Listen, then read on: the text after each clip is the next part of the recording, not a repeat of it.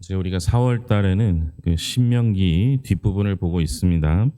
신명기 뒷부분에는 하나님의 법에 관한 게 나왔죠. 그걸 우리가 지키면 하늘의 시민법이 되는 겁니다. 그 중에서 오늘 이제 배려의 법에 관한 얘기를 합니다.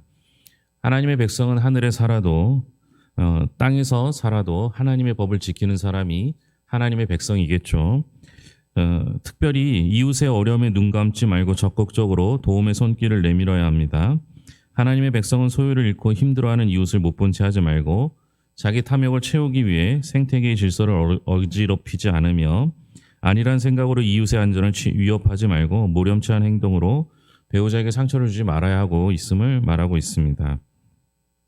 하나님의 백성은 이웃의 재산과 생명을 보호하기 위해 최선을 다해야 한다라고 말하죠. 이웃의 잃어버린 가축이나 물건을 보면 어떻게 조치해야 하는지 나와 있습니다. 1절부터 4절까지입니다. 1절부터 4절 같이 읽겠습니다. 내 형제의 소나 양이 길 잃은 것을 보거든 못 본 채 하지 말고 너는 반드시 그것들을 끌어다가 내 형제에게 돌릴 것이요 내 형제가 내게서 멀거나 또는 내가 그를 알지 못하거든 그 짐승을 내 집으로 끌고 가서 내 형제가 찾기까지 내게 두었다가 그에게 돌려줄지니 낙이라도 그리하고 의복이라도 그리하고 형제가 잃어버린 어떤 것이든지 내가 얻거든 다 그리하고 못 본 채 하지 말 것이며 내 형제의 낙이나 소가 길에 넘어진 것을 보거든 못 본 채 하지 말고 너는 반드시 형제를 도와 그것들을 일으킬지니라. 아멘. 이웃의 잃어버린 가축, 물건 보면 어떻게 되는지 못 본 채 하지 말고 본래 주인에게 돌려주어야 하며 주인을 모르면 주인이 찾으러 올 때까지 보관해야 한다라는 겁니다. 또 이웃의 가축이 길에서 넘어진 것을 보면 일으켜야 한다라고 성경을 기록하고 있습니다. 그러니까 우리가 해야 될 첫 번째 단계는 못 본 채 하지 않는 거예요. 왜냐하면 이스라엘은 하나님을 아버지로 모신 한 형제, 한 가족이기 때문에 그렇다라는 겁니다. 그러니까 결국 형제나 이웃의 어려움이 생기면 곧 그것은 나의 어려움과 나의 위기가 되는 것이죠. 그런데 여러분, 반대로 내가 어려움을 당할 때도 기대할 것이 있는 거예요. 그죠? 내가 힘들어지면 누군가 도와줄 사람이 반드시 있는 거예요. 내가 누군가를 돕는다는 건 나도 누군가에게 도움을 받을 수 있는 길이 생긴다라는 겁니다. 더불어 오늘 말씀을 보면요. 저도 농촌에 살지만 잘 모르거든요. 남의 집 소를 보고 그게 누구 집 거를 알 수 있을까요? 알 수 있어요? 그건 그만큼 관심이 있는 거예요.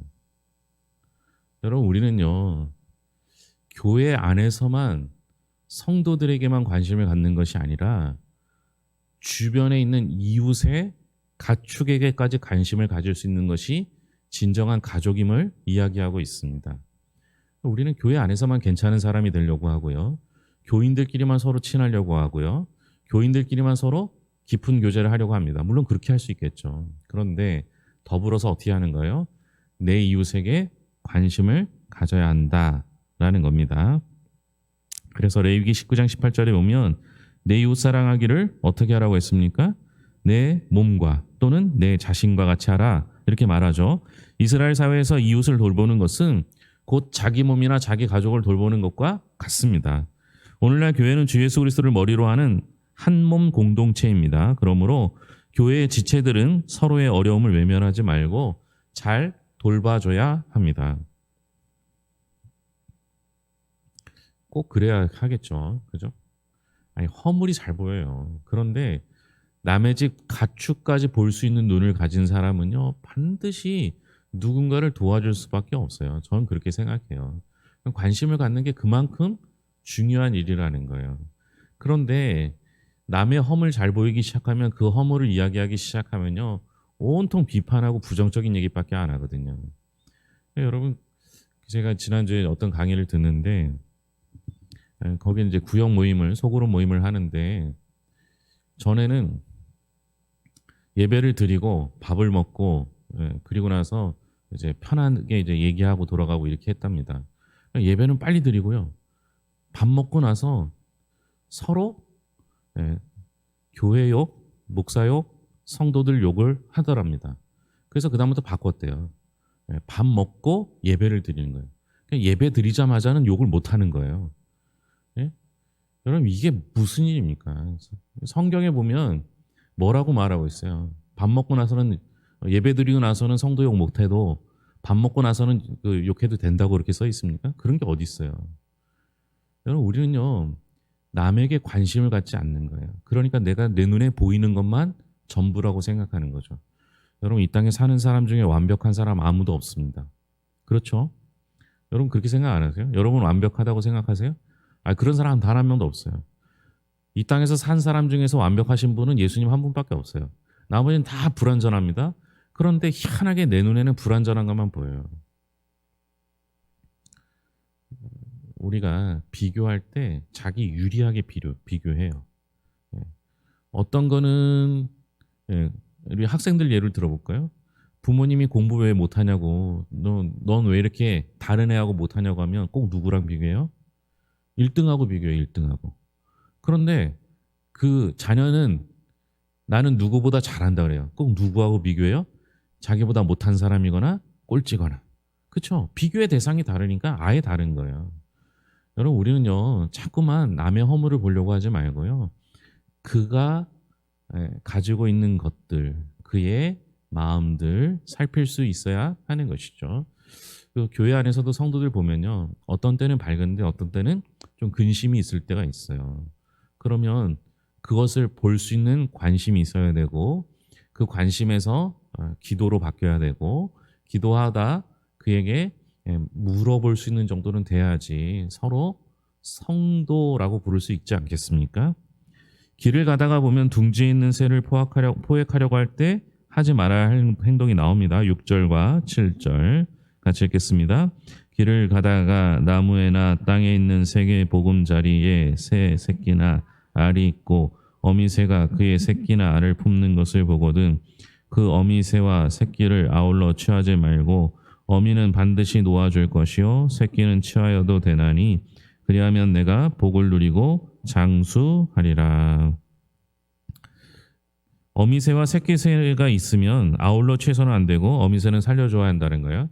그러니까 알이 있으면 알은 취해도 되고 어미새는 두어야 되고요. 어미와 새끼새가 있으면 새끼는 취하되 어미는 취하지 말라. 아니면 반대로 어미는 취하되 새끼는 취하지 말라. 이렇게 이야기하죠. 이게 성경에 꽤 많이 나와요. 그 레위기에 보면요. 여호와께 드릴 희생 제물인 암소, 암양, 어미를 그 새끼와 동시에 잡지 말라는 규례도 있고요. 우리가 이제 새벽 예배 때 봤는데 신명기 20장에 보면 성읍을 에워싸 점령하더라도 열매를 내는 과목은 함부로 훼손하지 말아야 한다라는 말씀도 있어요. 왜 그럴까요? 예?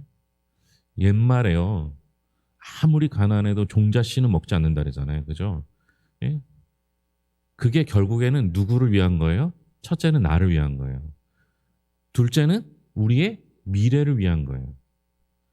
하나님께서 이런 것들을 생태계를 끊기게 하는 일을 하지 말라 이렇게 말하고 있는 겁니다. 그럼 제가 재밌는 걸 한번 비교를 해볼까요? 노아가 방주에 들어갈 때 그 암수 두 쌍씩 정결한 짐승은 암수 두 쌍 그리고 부정한 짐승은 7쌍 뭐 이런 식으로 반대인가요? 뭐 이렇게 했어요. 그러다가 나중에 두 번째 바꿀 때는 똑같이 암수 두 쌍씩 이렇게 들고 들어갑니다. 그리고 이제 노아의 그 홍수가 다 끝나고 나서 아라랏산에 머물렀을 때 거기서 나와서 제사를 드리죠. 하나님 앞에 예배를 드려요. 그때 당연히 정결한 짐승을 했겠죠. 그러면 잘못하면요 거기서 드릴 때 그 두 쌍씩 드리라는 얘기했는데 이 두 쌍이니까 전부를 드려야 되는 수도 있잖아요. 정결한 짐승 두 쌍을 드릴 때 여러분 어떻게 해야 됩니까? 그러면 그 종은 멸종하는 거예요. 그렇죠? 그러니까 두 쌍씩 들어갔는데 두 쌍을 드리라면 멸종하는 거잖아요. 그렇죠? 그 하나님의 얘기와 이 얘기는 좀 다르잖아요. 그렇죠? 멸종하는 건데 이거는 멸종하지 말게 하라잖아요. 그래요? 우리 하나님 그럴 리가 없죠. 생태계를 망가뜨리는 건 사람이지 하나님 망가뜨리지 않아요. 여러분 거의 그, 그 안에서 그 노아의 방주 안에서 이미 새끼를 낳죠. 그렇죠? 오랜 기간 있었으니까. 이게 함정이죠. 우리 하나님은요. 생태계를 파괴하는 걸 싫어하지만 사람은 어떻게 해요? 그 종자까지 뺏어 먹는 거예요. 여러분 가난한 사람들을 왜 잘 돌봐야 되냐? 그도 하나님의 사람인 게 첫 번째 이유고요. 두 번째 이유는 소비할 사람이 없으면요. 예, 이런 자본주의 사회는 망하게 돼 있어요. 왜 대기업이 가난한 사람 도와줘요? 손해 보면서. 그들이 있어야 대기업이 존재하는 거예요. 그러니까 여러분 지속적으로 하나님은 이 생태계를 스스로 유지할 수 있는 거를 만드는데 사람은 종자씨까지 빼먹으려고 하는 게 사람의 욕심이라는 겁니다. 새 집을 지을 때 지붕에 꼭 설치해야 될 게 있는데요. 8절입니다. 8절 같이 읽겠습니다. 내가 새 집을 지을 때 지붕에 난간을 만들어 사람이 떨어지지 않게 하라. 그 피가 내 집에 돌아갈까 하노라. 뭘 설치하래요? 난간. 예. 우리는 그 익숙한 사람은 괜찮을 때가 많아요. 그런데 처음 온 사람은 실수할 때가 있고요. 익숙하더라도 예, 깜빡할 때가 있어요. 그래서 안전을 위해서 난간을 설치하라 이렇게 이야기를 합니다. 교회를 건축하니까요. 안전에 굉장히 민감해질 수밖에 없어요. 우리 교회도 이제 국을 나르다가 어린아이가 살짝 데인 적이 있었고요. 그리고 예전에 있던 교회에서는요. 예배당하고 밥 먹는데 거리가 있잖아요. 거기가 항상 겨울에는 얼어서 어르신 한 분이 주저앉아서 이렇게 주저앉아서 이쪽에 이제 부러진 경우가 있었거든요. 그러니까 여러분 이게 얼마나 신경 쓰이는지 몰라요. 그래서 항상 안전에 주의해야 한다라는 겁니다. 이미 사고가 난 이후에 안전장치를 마련하는 건 마치 소 잃고 외양간 고치는 것과 마찬가지죠.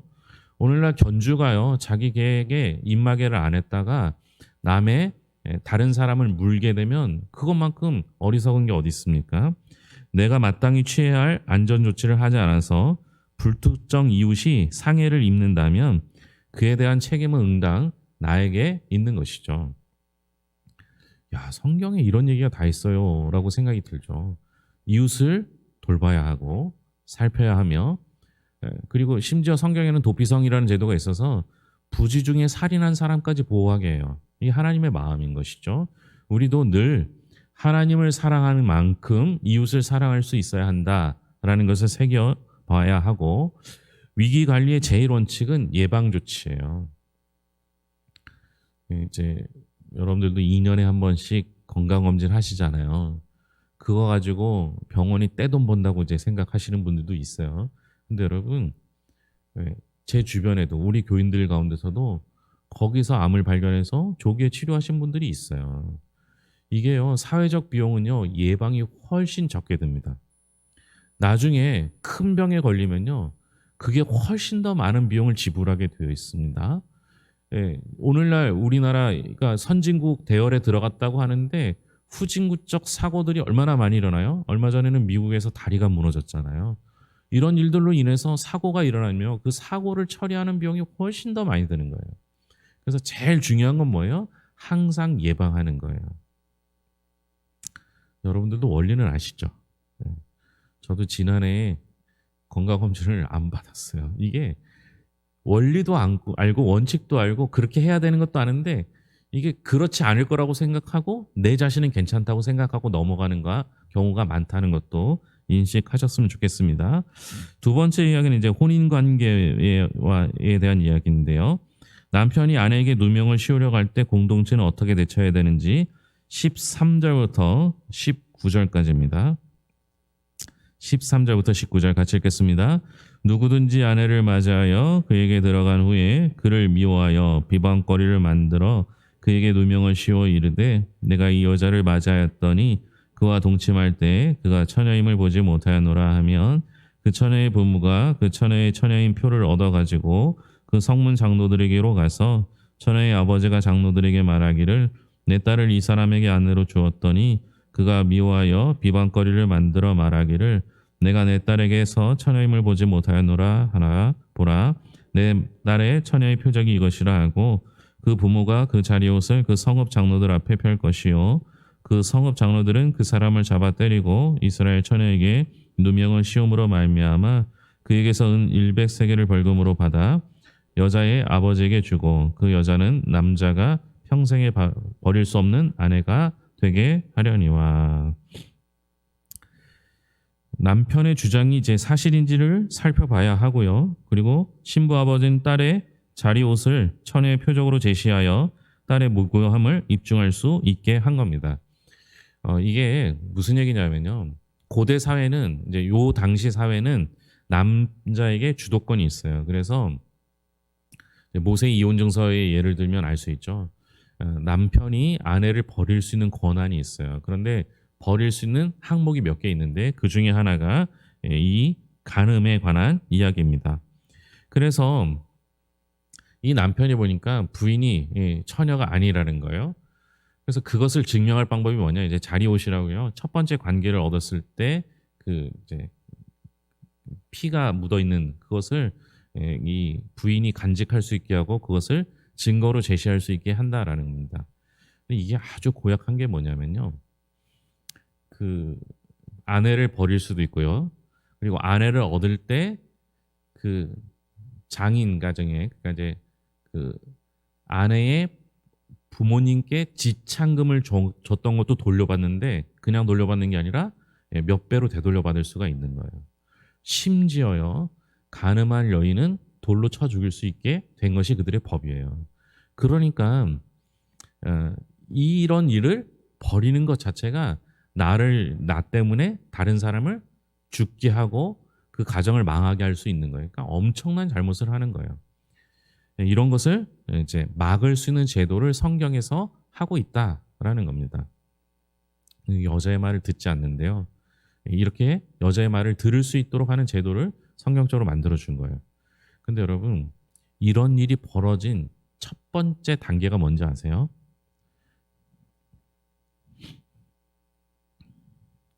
말씀 봤죠? 우리가 13절 다시 읽겠습니다. 누구든지 아내를 맞이하여 그에게 들어간 후에 그를 미워하여. 첫 번째 단계가 뭐예요? 미워하는 거예요. 여러분 이렇게 무서워요. 미워한다는 것뿐만 아니라 생각이 무서워요. 제가 어제 하나 적어놨는데 여러분 그 생각을 조심해야 돼요. 왜요?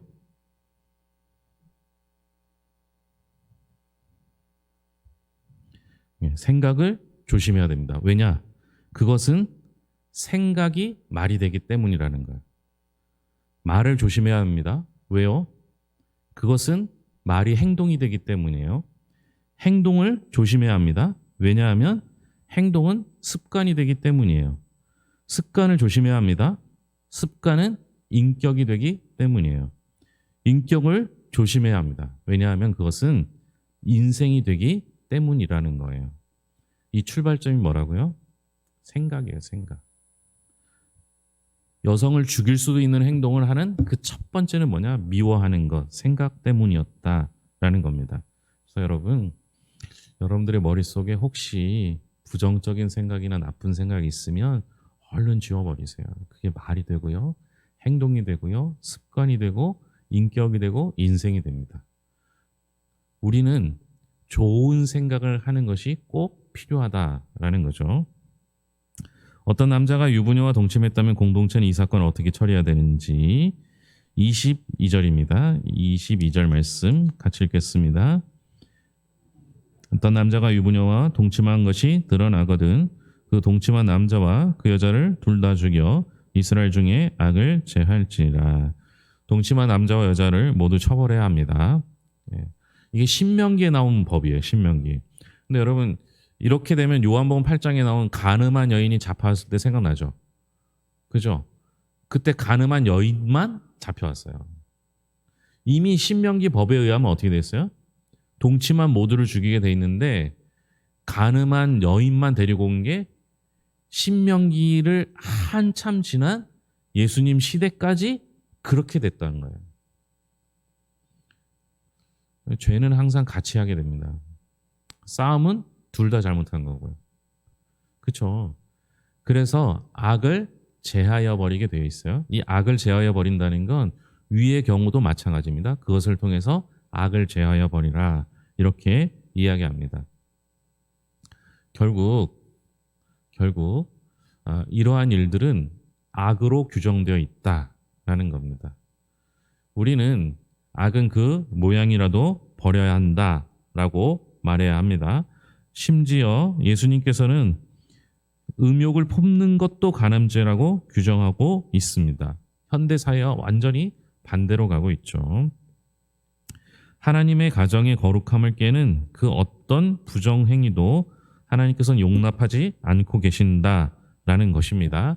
현대 사회와 다른 가치관을 가질지라도 우리는 성경을 따르는 사람이 될 수 있어야 하며 이것을 보면서 스스로는 죄라고 깨닫고 또 다른 사람들에 관한 것이라면 그렇게 하지 않도록 하는 것이 우리에게 필요한 것이다 라는 겁니다.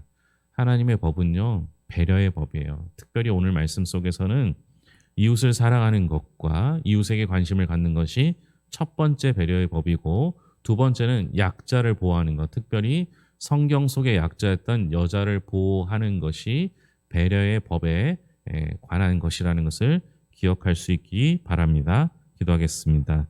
하나님 아버지 감사합니다. 하나님의 백성은 하나님의 법을 따릅니다. 하나님 아버지 우리가 하나님의 법을 따르는 하나님의 백성으로 살게 하시되 하늘에서만 천국에서만 누리는 법이 아니라 이 땅에서도 누리며 살아가는 법이 되게 하여 주시옵소서. 이 법이 우리를 올가매는 것이 아니라 이 법이 언젠가 우리의 억울한 누명을 벗겨낼 수 있는 법이 되는 것도 믿습니다. 하나님 아버지 약자를 보호하는 것이 법임을 기억하게 하여 주셔서 배려하고 사랑하고 섬기는 공동체 되게 하여 주시옵소서. 오늘도 여러 가지 사정으로 기도하는 영혼들이 있습니다. 몸이 아파서 병원에 누워 있어서 가족을 잃어서 또 하나님 아버지 여러 가지 근심과 걱정이 있어서 우리의 생각을 주님께 맡기기 위해 드리는 모든 기도를 들으시고 가장 좋은 것으로 채우시고 회복시켜 주시고 은혜로 풍성케 하여 주시옵소서. 모든 것을 예수님의 이름으로 기도합니다. 아멘.